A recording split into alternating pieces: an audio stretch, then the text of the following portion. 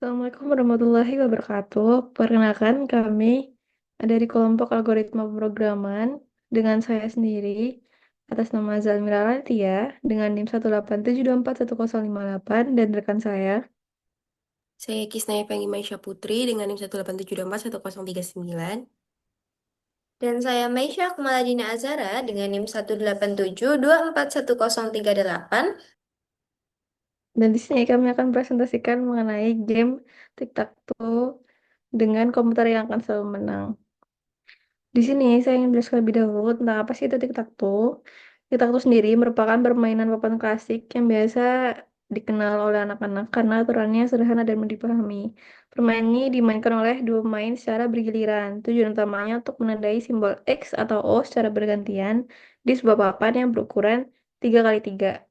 Setiap pemain harus memikirkan dengan cermat di mana mereka akan menempatkan simbolnya agar dapat menyusun tiga tanda secara berurutan, baik secara horizontal, vertikal, maupun diagonal. Nah, pemain pertama yang berhasil menyusun tiga simbol secara lurus adalah pemenangnya. Dan karena kesederhanaan pemain ini, di situ nggak hanya melatih strategi, tapi juga logika berpikir cepat dalam waktu yang singkat. Nah, di sini kami menggunakan strategi yang dinamakan fork strategi, tapi sebenarnya basic dari codingan kami itu ada kita menggunakan tiga strategi. Jadi yang pertama, jika seorang pemain memiliki dua simbol berjajar, maka kita langsung nandain kotak ketiganya untuk melengkapi tiga tanda ini agar ia bisa satu baris gitu. Misal dia punya horizontal dua, berarti kita ngelengkapin satunya. Jadi kalau misal si komputer ini mendeteksi ada dua yang secara sejajar atau secara horizontal, vertikal maupun diagonal, dia akan otomatis untuk mengisi yang ketiga ini satunya, biar bisa menang. Nah, yang kedua kami menggunakan prioritas strategi yang jika seorang pemain memiliki dua berturut-turut. Jadi tadi kan kalau komputer mendeteksi punyanya komputer yang berturut-turut dua.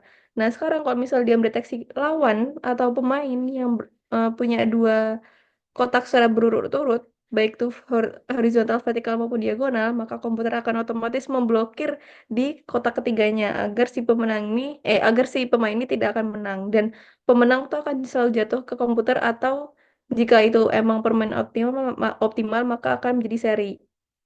Lalu yang ketiga, apabila eh, s- kami kami memiliki strategi unggulan kami yaitu Fox strategi di mana strategi ini kami gunakan ketika tidak terjadi urgen-urgen situasi seperti yang tadi ada dua berurutan baik di kita atau lawan, maka kita akan menggunakan Fox strategi ini. Nah, strategi ketiga ini disebut fork strategi, yaitu dengan menciptakan dua peluang menang sekaligus dalam satu langkah.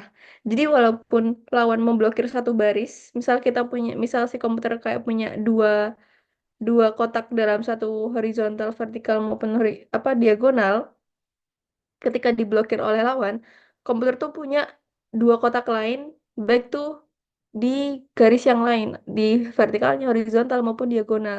Sehingga maupun diblokir, maka komputer akan selalu bisa menang karena memiliki dua change dalam satu waktu.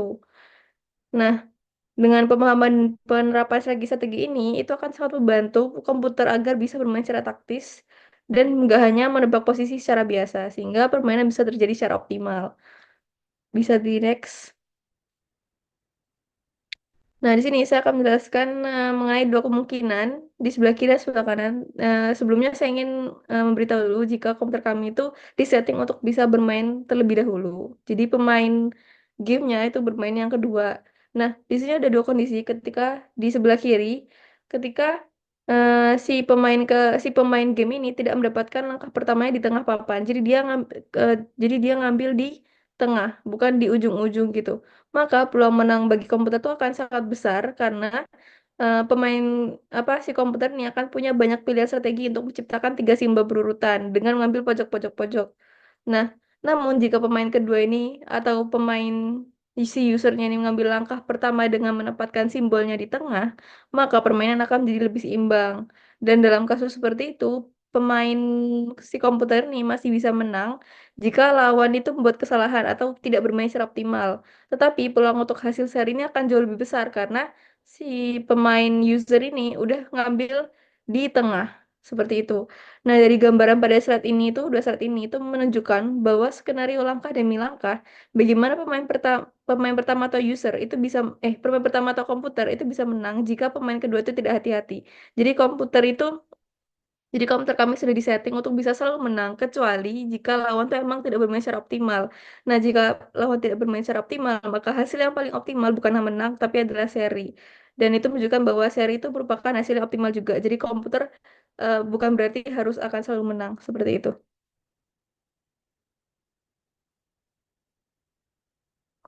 Nah, lalu gimana kalau misal lawan juga menggunakan frog strategi, bukankah itu akan menjadi lebih susah bagi komputer untuk menang? Nah, di sini saya ingin menjelaskan bahwa Fox strategi ini sebenarnya tuh bisa menjadi sangat mematikan jika digunakan dengan benar.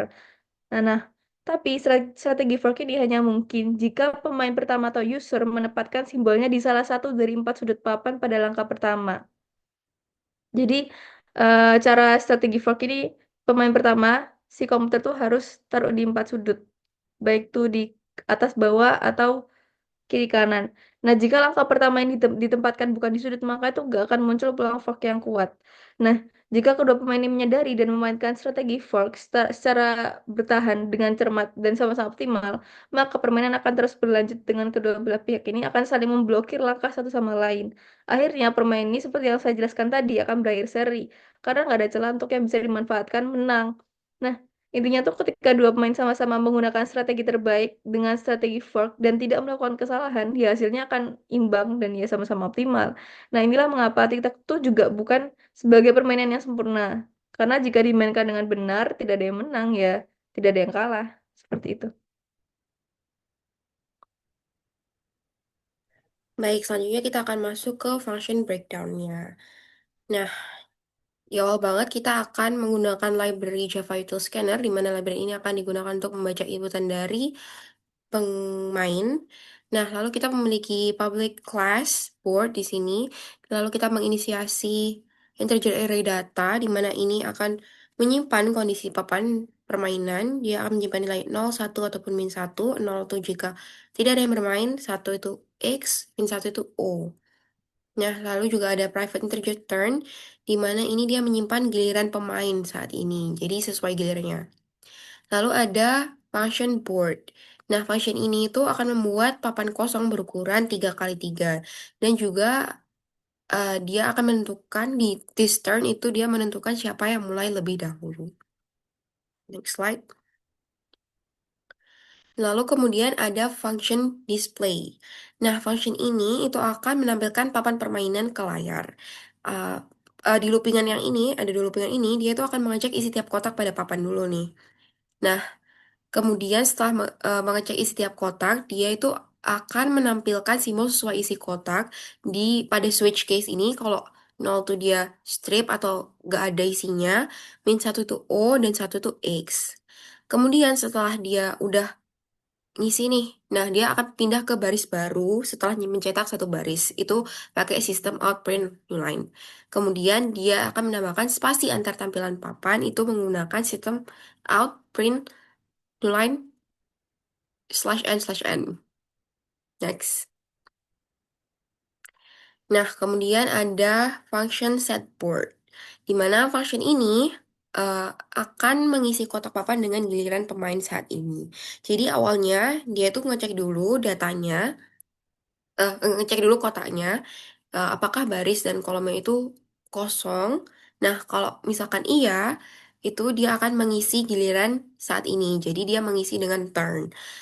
Terus kemudian kalau udah turn dia gantian sama giliran yang selanjutnya. Jadi turnnya itu diubah jadi min turn. Jadi yang tadi satu terus jadi min satu. Nah, eh, kalau pengisian udah berhasil dia itu akan mengembalikan atau return true. Nah, kalau kotaknya yang tadi udah ada isinya dia tuh nggak akan mengubah apapun. Next. Nah, kemudian kita akan masuk ke function winner, di mana function ini akan mengecek eh, pemenangnya.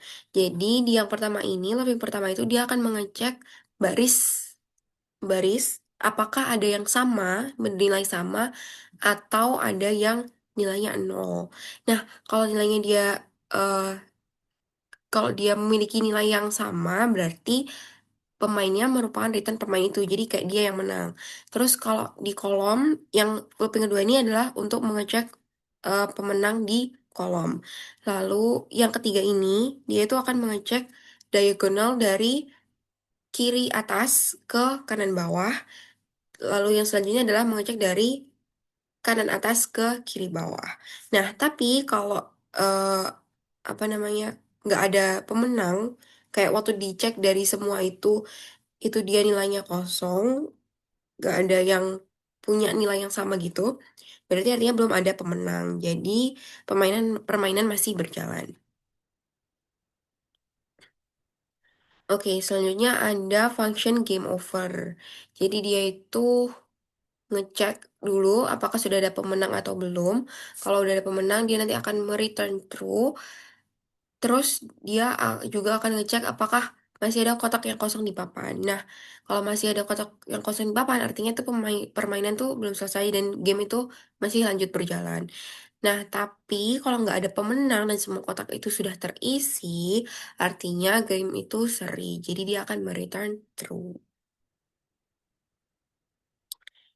Lalu, setelah game over tadi, berarti kita ada function reset board, di mana dia ini akan mereset board tersebut. Jadi awalnya dia akan melakukan looping, eh, mengecek satu-satu dari kotak tersebut, dan dia nanti akan menggantinya dengan nilai nol atau kosong dan menghapus jejak semua permainan yang sebelumnya sudah dilakukan tadi.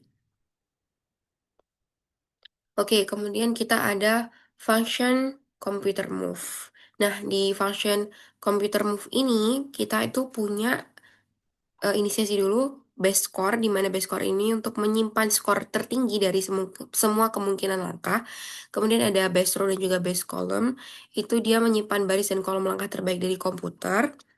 Nah, terus kita akan mencoba semua kemungkinan dengan melakukan dua looping ini. Jadi dia akan mencari kotak yang masih kosong dulu. Kemudian, dia akan menjalankan algoritma minimax untuk menilai langkah tersebut. Dan function minimax ini nanti akan dijelaskan di next slide ya. Nah, kemudian dia setelah mencoba semua kemungkinan tadi, dia itu akan mengembalikan kondisi si papan seperti semula. Jadi ini data I, J sama dengan 0. Itu supaya dia itu bisa mencoba kotak lain tanpa merusak si boardnya tadi. Terus dia akan memperbarui langkah terbaik jika skor saat ini itu udah tertinggi. Jadi dia akan melihat dulu kalau skor saat ini tuh lebih dari base score, berarti dia itu akan mengubah base score-nya tadi. Nah, setelah semua kemungkinan tadi udah dicoba dan udah melakukan langkah terbaik, dia itu akan melakukan ini eh, set board, di mana komputer itu akhirnya naruh semua langkah terbaiknya tadi itu di papan. Dan dia akan menampilkan koordinatnya yang dipilih itu di layar. Oke, next slide akan dilanjutkan oleh teman saya. Oke, baik sebelumnya terima kasih untuk Kisnanya dan juga Tia yang sudah menjelaskan terkait bagaimana proses dari game ini tuh bisa berjalan. Nah, sekarang aku akan masuk ke bagian di mana game ini tuh otaknya tuh di mana sih? Nah, jadi untuk bagian supaya si komputer ini bisa selalu menentukan langkah terbaik agar dia bisa menang atau kalau misal si user itu selalu bermain optimal juga, maka output akhirnya kan akan seri nih nanti teman-teman. Nah, maka dari itu ini adalah bagian di mana si komputer ini bisa menentukan langkah terbaiknya agar selalu menang atau paling nggak seri gitu ya. Nah, nama fungsinya di sini kita sebut sebagai minimax yang memiliki dua parameter yaitu depth dan juga boolean is maximizing. Nah, depth ini tuh apa? Depth ini menentukan kira-kira sebanyak apa sih langkah yang harus dilakukan oleh komputer pada sisa-sisa kotak-kotak yang masih ada itu nanti kita hitung nih untuk tiap bagian kotak yang masih ada itu dia punya skor berapa. Nah, ini adalah untuk menentukan apabila skor dari setiap kotak itu kalau dia semakin besar skornya berarti untuk si komputer ini itu semakin bagus gitu nilainya ya. Karena kalau kita perhatikan nih ya di bagian rekursifnya atau bagian fungsi minimaxnya itu di sini ada result dikali dengan 10 min depth gitu. Nah, apabila pada saat result artinya si komputernya sendiri itu kan satu nih. Berarti kalau semisal nilai dari skornya itu semakin mendekati 10 atau paling enggak dia bisa menang pada saat skornya 9 ya maksimal teman-teman karena kemungkinan dia paling enggak melakukan satu langkah untuk bisa menang sehingga 10 dikurangi satu langkah itu adalah 9 resultnya. Jadi untuk langkah terbaik dari komputer itu adalah dia memiliki nilai skor sebesar 9 atau worst case-nya kalau semisal nilai terbaik untuk si usernya nih lawannya komputer itu adalah kebalikan dari 9 teman-teman, yaitu min 9. Karena min 1 dikali dengan 10 dikurangi satu langkah dari pemain yang bisa mengalahkan komputer. Sehingga resultnya di sini nanti akan ter-return min 9 untuk kemungkinan terbaik dari pemenangnya. Nah, karena di sini kita akan membuat si komputer itu selalu menang, maka kita pastinya mau ngambil yang angka positif ya, seperti itu. Nah, untuk bagaimana sih supaya dia itu bisa ngitung dari masing-masing kotaknya ini mana yang paling besar. Nah, di sini kita bisa perhatikan di bagian if maximizing. Nah, di bagian if maximizing ini itu bagiannya si komputer, teman-teman. Jadi Nia nyari langkah yang paling dikit tapi poinnya paling gede gitu ya. Dia ngecek untuk masing-masing kolom dan juga baris tertentu yang memang dia value-nya itu masih nol atau belum ada nilai giliran si user atau komputernya, dia bakal mengisi angka tersebut dengan satu atau giliran si komputer gitu ya. Nah, setelah dia ngisi satu di situ, dia baru mikir nih di sini, apakah si skor ini skornya paling maksimal atau enggak sih? Nah, sebelum kita masuk ke maksimal atau enggaknya, tentunya kita ngitung skor secara umumnya dulu, globalnya dulu ya. Nah, kita hitung dari skornya itu dapat berapa nanti. Terus akan melooping untuk tiap-tiap bagian yang kosong aja ya, teman-teman. Ingat, yang kosong aja. Karena kalau nggak kosong, dia skip gitu. Nah, setelah kita udah dapat masing-masing skor dari kotak yang masih kosong, kita lanjut nih ke data base score. Nah, kalau misal kita mau ambil yang nilainya paling besar, tentunya di sini kita mau ambil nilai yang maksimum gitu ya. Makanya untuk base score-nya kita ambil dengan function maksimal dari skor yang sudah masing-masing kita hitung tadi. Seperti itu. Baru nilai base score-nya tadi itu kita return untuk keperluan dari function computer move yang sudah dijelaskan oleh rekan saya tadi, teman-teman. Nah, itu untuk if maximizing. Sekarang kita masuk ke else-nya, berarti bagian minimizing atau ini adalah untuk menghitung kemungkinan terbaik dari si player gitu. Jadi semakin kecil langkah dari pemain yang bisa diprediksi oleh komputer, maka nanti negatifnya akan semakin mendekati min 10, teman-teman. Dan itu adalah langkah yang paling dihindari oleh sekomputer karena dia tidak ingin tentunya playernya menang gitu. Jadi dia akan selalu menghindari nilai-nilai yang paling negatif. Seperti itu untuk penjelasan singkatnya. Nah, kemudian di sini tadi kan udah sempat dibahas nih bahwasanya kalau misal player itu bisa bermain optimal, dia bisa meniru dan mirroring gimana sih strategi daripada si komputer, maka tentunya permainan itu akan sangat besar kemungkinannya untuk terjadi draw atau seri satu sama lain. Karena apa? Karena pada saat dilakukan checking di bagian suatu fungsi winner gitu ya, kita bisa bilang itu tidak ada bagian entah itu dari bagian sisi satu atau bagian sisi min satu itu memiliki nilai yang bisa kita hitung sebagai pemenang sehingga game akan berakhir seri gitu. Nah, itu bisa ditentukan apabila si function ini itu sudah mereturn bagian false atau true, teman-teman. Nah, apakah boardnya ini udah full sih? Kalau misal dia udah ngecek untuk masing-masing baris dan kolom, ternyata masih ada bagian yang belum keisi, ya tentunya belum berakhir gitu ya. Makanya returnnya false. Tapi kalau semisal dia nggak sesuai nih, udah nggak ada data yang kosong, artinya semua udah punya value, maka baru si function itu tersetujui gitu ya, tervalidasi. Boardnya emang udah full gitu. Jadi untuk returnnya memang boolean seperti itu. Oke, next kita langsung ambil di bagian yang bisa kita run gitu ya. Karena dari tadi kita akan sudah membahas terkait bagian class yang mana itu hanya bisa kita call-call saja gitu ya. Tidak bisa kita run. Untuk ngerunnya di bagian main ini teman-teman ya. Oke, untuk pertama tentunya kita inisiasi dulu untuk bagian kelas yang mau kita gunakan yaitu board ya di sini, kemudian integer turn yang mana untuk min satu itu pemain dari usernya atau manusianya, kemudian satu untuk si komputernya gitu ya.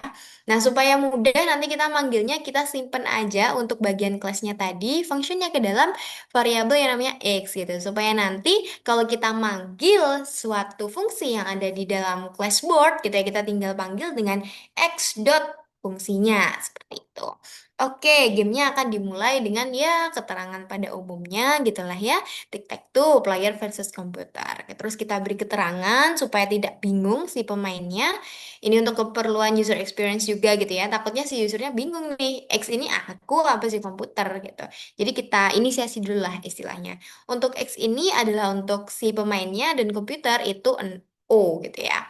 Nah, ini kita panggil X display untuk menampilkan papan karena ini tentunya dipanggil di awal permainan dan tentunya nanti akan strip gitu ya isinya kosong semua. Nah, kemudian di sini kita perhatikan ada looping while gitu. Nah, selama gamenya itu belum berakhir ya, belum game over. Nah, nanti si bagian ini tuh akan terus melooping, teman-teman. Dia setidaknya akan selalu meminta masukan baris berapa dan kolom berapa untuk user. Kemudian kita ini buat kondisi juga kalau semisal boardnya udah keisi, kita berikan suatu output gitu ya, posisi udah terisi, coba kamu isi lagi gitu. Nah, supaya dia balik lagi gitu. Nah, kemudian dia setelah si user udah selesai main, maka gilirannya gantian gitu ya, komputer gitu sekarang. Nah, setelah setiap giliran itu bergantian, kita juga selalu mendisplay gitu ya, teman-teman. Oke, nah setelah itu, setelah permainan diulang-ulang-ulang terus, baru di sini kita cek apakah ada pemenang atau tidak gitu ya. Nah, kalau winernya udah kita ketemukan, entah itu satu atau min satu, maka nanti akan memberikan suatu output gitu ya, teman-teman. Nah, terus kemudian habis itu kalau semisal winernya ternyata tidak memberikan value satu atau min satu, baru nanti kita akan berikan output permainan seri karena kemungkinan keduanya bermain secara optimal. Seperti itu. Oke, jadi sekian yang bisa kami sampaikan dalam presentasi kali ini. Mungkin sebagai penutup, nantinya kita bisa demonstrasikan sebentar. Kita akan mencoba untuk bermain secara optimal, sehingga kemungkinan nanti kalau berdasarkan prediksi yang tadi sudah berkali-kali kami singgung, akan menghasilkan seri seperti itu. Oke, mungkin kita bisa tunjukkan untuk bagian programnya. Nah, ini karena kita bisa ngeran di bagian main, sehingga kita langsung saja run untuk bagian main di tic-tac-toe gitu ya. Oke, ini seperti yang sudah saya bilang tadi, bagian awalnya semua strip kosong, komputer memilih posisi awalnya di pojok gitu ya. Nah, kemudian kita mau main optimal nih, supaya si komputernya nggak menang, kita coba pilih tengah gitu ya. Kita pilih baris satu, kolom satu. Nah, kemudian, si komputernya mencoba untuk ngambil nih bagian sini. Nah, tentunya kita mau ini nutupin kan? Kita juga nggak mau dia menang gitu. Kita tutupin di bagian baris 6, 0, kolom 2 gitu. Baris 0, kolom 2. Nah, udah ketutup nih. Nah, sekarang dia mencoba lagi untuk ngambil posisi di sini. Tentunya kita nggak mau lagi kita menang. Kita coba tutupin lagi gitu ya. Kita coba tutupin berarti di baris satu, kolom nol. Oke.